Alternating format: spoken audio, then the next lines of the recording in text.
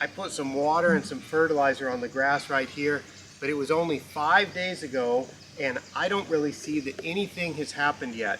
The grass was pretty much dormant at the time that I did that, and when grass is dormant, it doesn't respond quickly to any fertilizer or water. So because I can't see anything here, I'm going to go for a walk around the island, and we will go look at some of the other grasses that we can find here. This is some fine-bladed Zoysia matrella, and it's interesting. This is completely unmaintained, and it's right at the edge of the sand, right at the edge of the beach. And all it really gets here is traffic and a little bit of wind-blown sand that comes across. And it is just like what you would find on a golf course collar or a golf course putting green, where the surface is just very, very close to the ground. So that's interesting that this grass can grow so well and provide such a nice turf surface with really no maintenance in this climate. Hi, Micah. One question. Why this keep really green under the shade like this? Well, I have two suspicions. Okay. This looks like it's an old tree stump. And so I suppose that here where it's dormant from being too dry, it's just growing on pure sand, and pure sand doesn't hold any water in the soil. But right here, there's a lot of organic material in the soil from that old tree stump. So not only is it in the shade, which means the grass uses less water because it gets less direct light, so there's less evapotranspiration. So you see everywhere under the tree, it's a little bit greener, but also right here, I suspect that there's a bit of mineralization of nitrogen, so the grass can be green and growing, but mainly it's because it holds water in this organic material. Okay, thank you. More manila grass here, and it's pretty thin, so it's just dry. When the grass doesn't get enough moisture, then you don't really get a very thick stand of turf. And so this is another resort along the beach, and it's just manila grass that is not getting irrigation, and so it stays quite dry. I'm gonna head up into the jungle and go across the mountain and see what some of the other grasses are that I can find growing in some other parts of the island. So there's a little path up here, and I'm gonna follow it and see what we find. Along the sides of the path here, there's a little bit of Axonopus compressus, that's tropical carpet grass, and you'll see this often growing in shade in the lawns in tropical areas. I'm getting into some thicker jungle here. There's a bit more shade and a lot more plants growing. So this is a roped section of the trail where it gets a little bit steep going up there, and I can say that I don't see any grasses here because when it gets to be enough shade, there just isn't enough light for the grasses. I'm going through the jungle now, and I'm under the forest canopy, and there are no grasses growing here. Certainly no turf grasses, and really no weeds, no grassy weeds either. And the reason for that is because there's not enough light. So for grass to be green and growing, it needs four things. It needs to have the right temperature, it needs to have enough water, it needs to have enough nutrients, and it needs to have enough light, photosynthetically active radiation. Down below the forest canopy here in a tropical jungle, there's not enough photosynthetically active radiation for the grasses that are used as turf, and so we won't even find them growing here. I came out of the jungle and I came out into the open, and now there's enough light for grasses to grow, and there's two common species here. This is Paspalum conjugatum, or sour grass, and it's got the very distinctive V-shaped seed head. So it looks a bit like tropical carpet grass, like Axonopus compressus, and this is Axonopus compressus right here. So this one is tropical carpet grass, which is a much better grass as a lawn. And then over here, that's growing up with a similar coarse leaf, but it's not as shiny. So you can tell the difference I tell the difference between Ixonophis compressus and Paspalum conjugatum just by looking at how shiny the leaf is. And I find that the tropical carpet grass leaf is a bit shinier. And then of course there's the distinctive seed head where the sour grass, the Paspalum conjugatum, has this type of V-shaped seed head, which is very distinctive, and it makes it easy to tell which one is tropical carpet grass and which one is sour grass. There's a bit of manila grass here, Zoysia matrella, but the main thing is beware of falling coconuts. Would hate to have one of these fall down and hit me. This grass is Thuarea involuta. I'm not even sure what the common name is of this grass, but it's commonly found right at the edge of the beach, and it's not really a good turf grass because it grows really tall. So if it gets enough water and gets enough nutrients, then this grass will grow tall, and it also has a rather coarse leaf blade, and it looks like the crown gets a little bit elevated. But it certainly survives in sand pretty well, and it's something that you'll see in full sun and in shaded areas right next to beaches all through East Asia.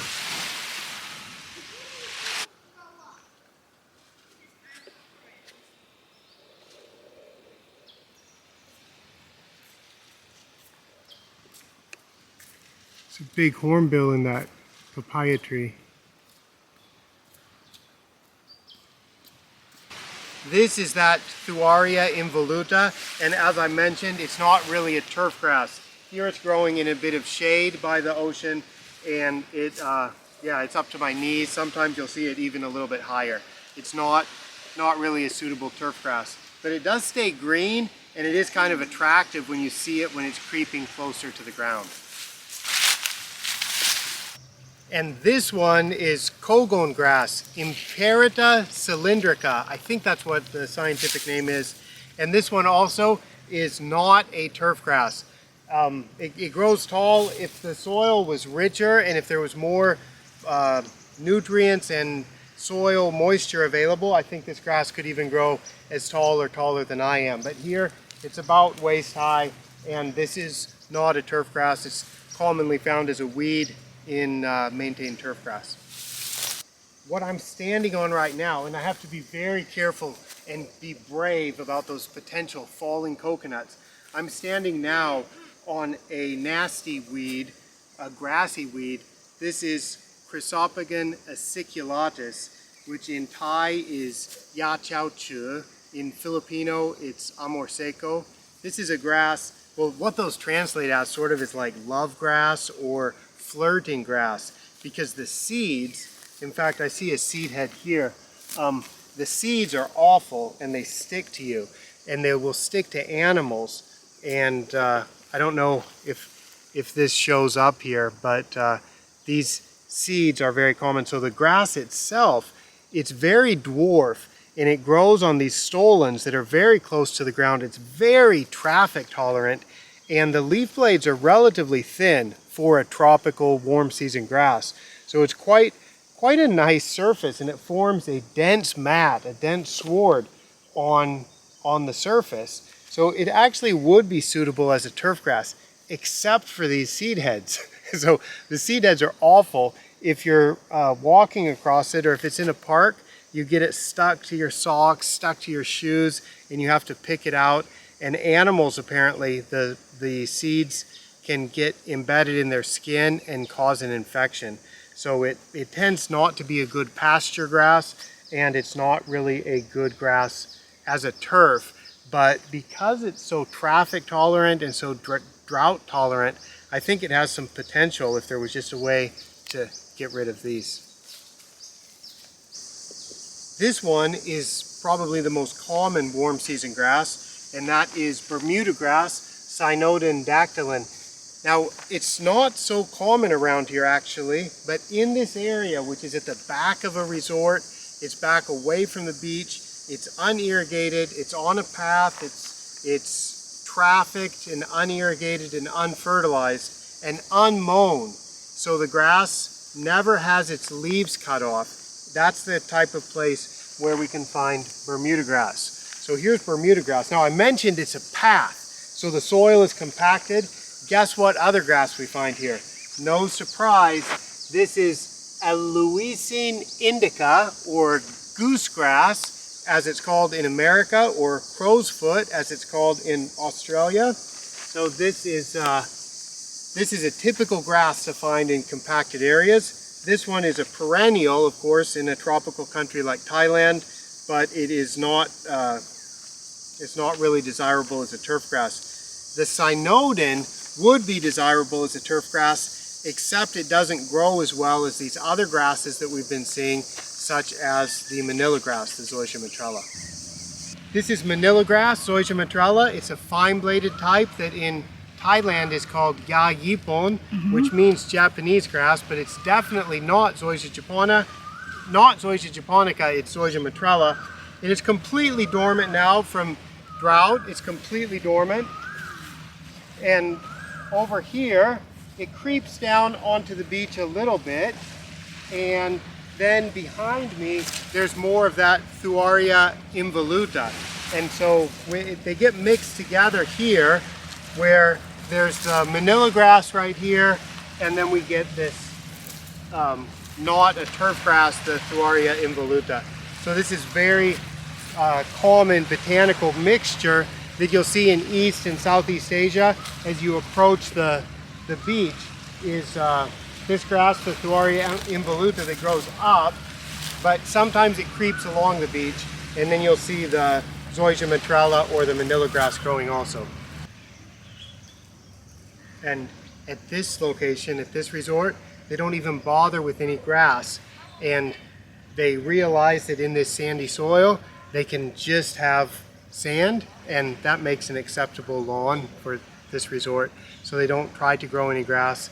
And you can see this is the type of soil that the grass is growing on at the other resort. So where there is manila grass, or, well, pretty much that's the only grass that's used as a lawn on this island, that grass is growing in this type of sandy soil. Queen, thanks so much for going on that botanical walk around the island with me. Did you learn anything? Yeah, lots, and very exhausting. For 2 hours of walking, that surprised me, you know, that we cannot see any Paspalum at all. I'm not so terribly surprised. Now, you maintain Paspalum a lot on sports fields for football in the Thai Premier League, and also on golf courses, where it's often a very popular grass. But in the wild, even on this island where it's near the salty water, there's not a lot of seashore Paspalum. We saw 0. And there may be some weedy types around here, but I'm not sure if that's seashore Paspalum or if it's knot grass, which is Paspalum disticum. So basically, seashore Paspalum needs to be inundated with water in the wild. So it grows in swamps. Yeah. And so it needs to get completely saturated, and then it can dry out, get completely saturated. But what we looked at were not tidal swamps. We were looking at areas where other grasses grow. Yeah, it's changed my opinion about Paspalum a little bit, because all the time when I thinking about the island and everywhere, right, I always think that Paspalum is the perfect one. Yeah, but when we walk 2 hours today, it made me feel like, oh, I don't see any Paspalum at all. Yeah, that reminds me, I've got a blog post that I called Zoysia or Paspalum, which is the stronger grass? And that was a question that somebody asked me about 10 years ago, and I wrote a blog post. I'm sure I said that Zoysia was the stronger grass, because I really don't like Paspalum except in the cases where you have only the very salty water that you can irrigate with. If that's the case, Paspalum can work well. But when you see that it can't grow in the wild, it doesn't grow in the wild in these places where we saw bermudagrass, we saw tropical carpet grass, we saw manila grass, we saw so many types of grasses that can be used as a turf. We did not see Paspalum. That tells me that when Paspalum is planted as a maintained turf, it requires extra maintenance to make a good turf, and it's just difficult to duplicate that tidal swamp type of habitat where Paspalum grows well naturally and make a tidal swamp into a good football pitch, or make a tidal swamp into a good golf course fairway. And recently, you know, after I maintain so many football pitch, I noticed one thing, that the soil sphere can make it nice, and it also can be good. And if any football pitch that not have enough facility to look after it, I think should think about soil sphere more than Paspalum, you know. Although Paspalum will give you a very perfect stripe, perfect playing surface, right? But if you not have water, that is very important. And if you not have any much facility to look after it, that's not a good way to go. Yeah, and I think one more thing about Paspalum, in places like Hawaii, it grows way better than it does here. If we did this walk around Hawaii, we would find some Paspalum growing wild. If we did this walk around the Canary Islands in Spain, we would find some Paspalum that has escaped and grown wild. And I think that Paspalum in temperatures that are a little bit cooler, I think it does better. But right now we're 7 degrees north of the equator. If we were in Bangkok, we'd be 13 degrees north of the equator.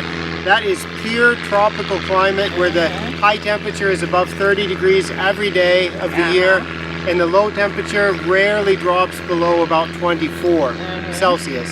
So in that type of temperature, seashore Paspalum just can't compete with Manila grass unless it gets really salty water, or unless it gets a lot of intensive maintenance. Yeah, and also Bermuda, you know, I still can see Bermuda somewhere, but yeah, no Paspalum at all. Yeah, because in the really dry, compacted areas, you'll see a little bit of Bermuda. But it doesn't grow very well anywhere that it gets mown. So it's interesting. I guess the other common warm season grasses that we didn't see here is Stenotaphrem secundatum, which is St. Augustine grass in America, buffalo grass in Australia. We saw none of that grass, and you really won't find that grass growing wild in Thailand. Yeah, cannot be. I've seen it. I mean, it grows in. I sense Augustines have a little bit cooler than this, right? I think so. I've got it at home. I've got centipede grass at home, which is another grass we didn't see here. But it tends to be that you'll see a lot of these grasses that are used in Texas, California, Florida, Brisbane, various places around the world where you'll see these grasses grown. In the Algarve in Porto, in Portugal, I've seen St. Augustine grass. But when you come to a tropical environment, it's not really the same grasses. So it's interesting wherever I am in the world to botanize, and thank you so much for coming with me today and enjoying that. Maybe now shall we go have a cold drink? Yeah, that's what I want now. All right, let's go. Okay, thank you. Oh, this is going to taste good. Yeah. Thanks. After the long walk and long learn. Thank you.